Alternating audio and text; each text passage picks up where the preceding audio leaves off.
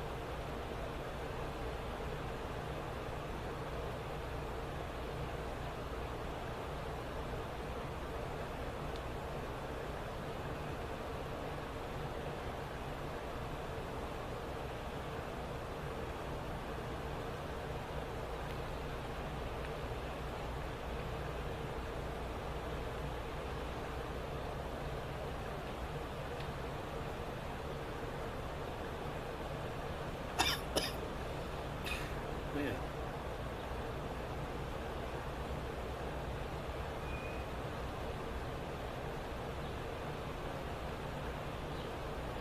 Tobacco.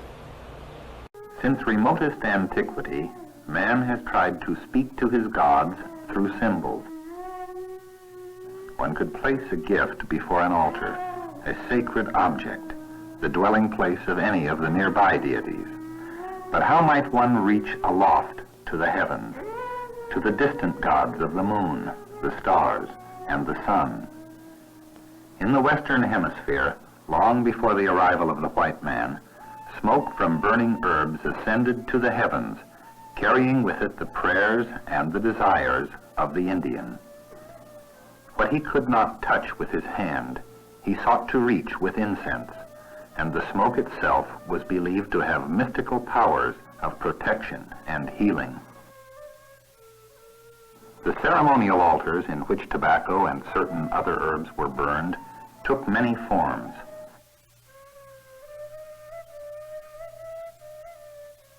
The most primitive container was probably a simple concave stone, or a depression in the ground made by removing the turf so that the virgin soil was exposed. Incense was also formed by puffing on hollow tubes filled with burning tobacco. At some point in time, now lost to history, a hollow shaft and a stone bowl were fitted together to form a simple pipe. The importance of the pipe in the ritual life of the Indian is revealed in the legends handed down from generation to generation, as in this Plains Indian story about the origin of the first pipe. One day, as two men were hunting on the prairie, a beautiful woman dressed in white buckskin appeared before them and said she had come to talk to their chief, Standing Hollowhorn. When all the people had gathered in a great lodge, the sacred woman entered, walked sunwise around the lodge, and stood before the chief. Holding up a bundle, she told him she bore a gift from the Great Spirit. Then, as all eyes watched her, she untied the bundle and drew forth a magnificent pipe. Its bowl was of red stone and symbolized their mother, the earth. Carved in the stone was a buffalo calf, which stood for all of the four-legged animals who lived upon the earth. The wooden stem represented all that grew on the earth, and the 12 hanging feathers, the winged things in the skies. The woman warned Standing Hollowhorn to treasure this sacred gift because it stood for all the people and all the things in the universe. Each of their voices would join his when he offered up incense to the Great Spirit, and with this pipe his people would prosper. Then, walking sunwise around the fire, she left. But after going a short distance, the woman looked back and sat down. And when she stood up, a cry of surprise was heard, for she had turned into a red and brown buffalo calf. The calf walked farther away, rolled over, and stared at the people. When it stood up, it became a white buffalo. Walking off toward the horizon, it again lay down and arose, this time all black in color. Then, bowing to each of the four corners of the universe, the buffalo disappeared beyond a hill.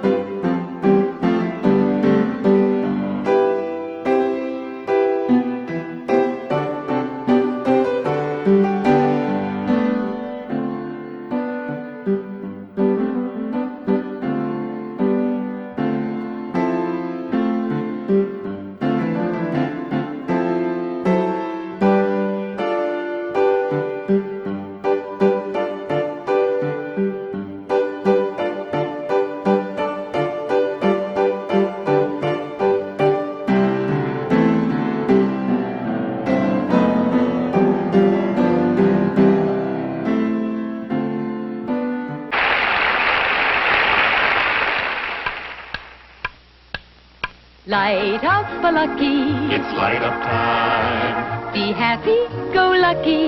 It's light up time. For the taste that you like, light up a lucky strike. Relax. It's light up time. Man, that's smoking enjoyment. To come out of a good movie and light up a lucky. Boy, that's good. Especially when it's a lucky. Because luckies taste better. And for good reasons. First, Lucky Strike means fine tobacco. And then this fine, good-tasting tobacco is toasted to taste even better. Cleaner, fresher, smoother. That's why when the show lets out, so many folks light up a Lucky Strike. For the taste that you like, light up a lucky strike. Right now. Light up a lucky. It's light up time.